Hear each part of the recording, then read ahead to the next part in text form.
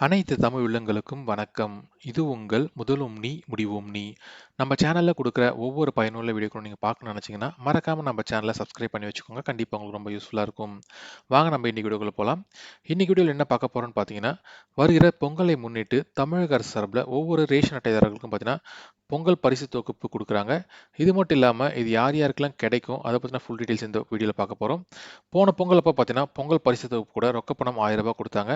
ஆனா, இந்த முறை ரூ. 1000 குடுக்கல. அதுக்கான விளக்கத்த வந்து அமைச்சர் திரு தங்கம் தென்னரசு அவர்கள் குடுத்திருக்காரு. அதோட டீட்டெயில்ஸும் இந்த வீடியோல பார்க்க போறோம்.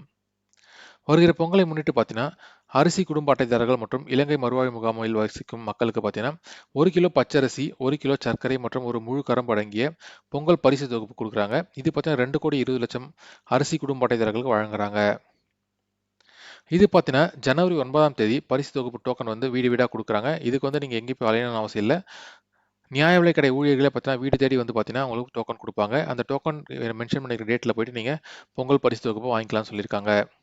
ஒவ்வொரு பொங்கலுக்கும் பார்த்தீங்கன்னா, தமிழக அரசு சார்புல பொங்கல் பரிசு தொகுப்புடன் ரொக்க பணம் ரூபாய் 1000 குடுப்பாங்க. ஆனா, இந்த முறை பார்த்தீங்கன்னா, ரொக்க பணம் ரூ. 1000 குடுக்கல.